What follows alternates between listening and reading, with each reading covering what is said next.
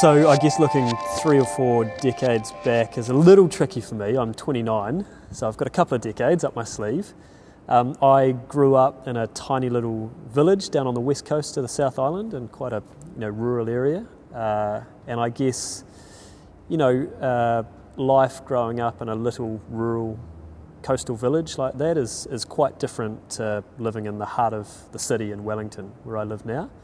I remember when I was 8 and this thing called the internet had just arrived, and it was only on one computer in the school, and our principal at the time called me into his office and wanted to show me this thing, and I didn't quite understand it, other that you could look up anything that you wanted from anywhere in the world. And so we searched in a couple of things. I can't remember what we searched. I was probably interested in some other country in another part of the world and learning more. But I mean, the internet has been a significant change throughout my lifetime, right? That's something that just didn't exist.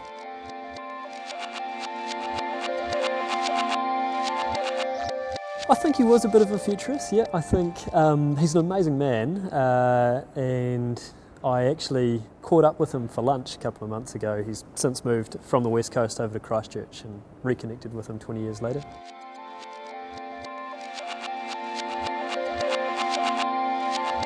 I think we're living in a time now where the pace of change is faster than ever.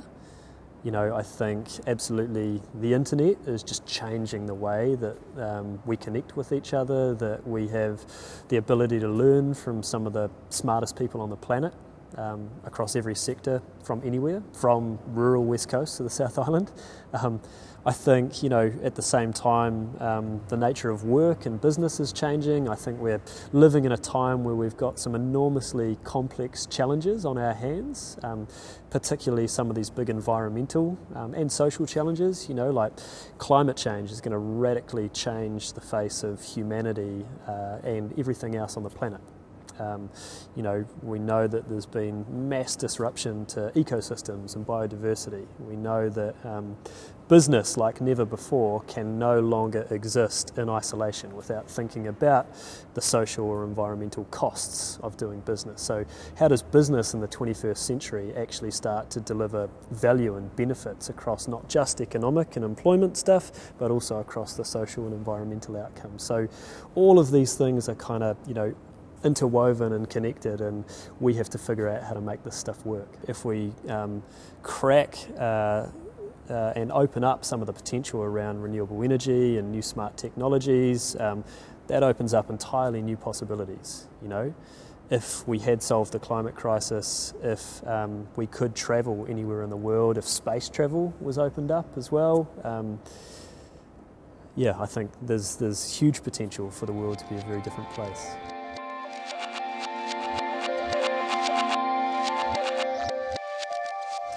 Well, I think one of the big things as well is this massive inequality gap, where a very powerful few have the bulk of the world's resources at their disposal, and the vast majority have very, very little.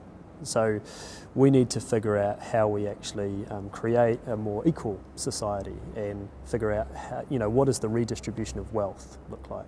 What does the redistribution of resources look like? So that anyone, no matter where we are on this planet, we have access to education, to food, to healthcare, to a community, to love and support. Like, that's the stuff that we have to figure out.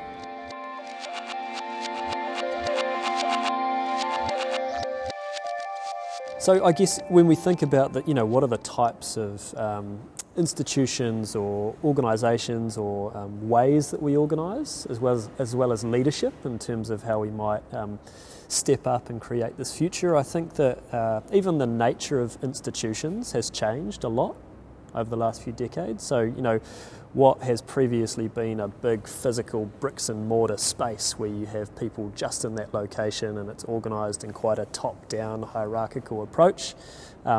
Yes, we still have some of that, but we also have some new ways of organising which are less constrained by bricks and mortar. We've got teams of people that can operate right around the world, in less hierarchical structures where those teams are really empowered and have autonomy to, make decisions and lead solutions in their own backyard.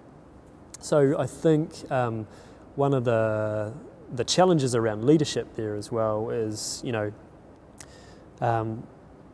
what do we expect of ourselves personally? Often we think of leadership as it's just the people who are the Prime Minister or, people in these positions of power, but actually every one of us has the potential to be a leader and is a leader in some way, has a sphere of influence. So I think once we recognise that, we need to challenge ourselves and think, well, what are the actions that I'm taking, to make a difference? What's the cost of my lifestyle on the environment or the impact on the wider society? What's the resource or wealth that I have, and could I be more fair in how I kind of share some of that resource and support? I think we need to demand more of ourselves and hold ourselves accountable to the impact that we have on others. And I guess more than ever, we are living at a time where the things that I do right here in New Zealand do have a ripple effect on somebody else who's living over in India. So more than ever, we are a global community, and we need to think about what are the implications of our individual and our collective actions that they have on our entire civilization. Things like population, things like climate, things like open sourcing renewable technologies, other types of technologies which actually have the potential to create life better, to create a better life for everyone on the planet.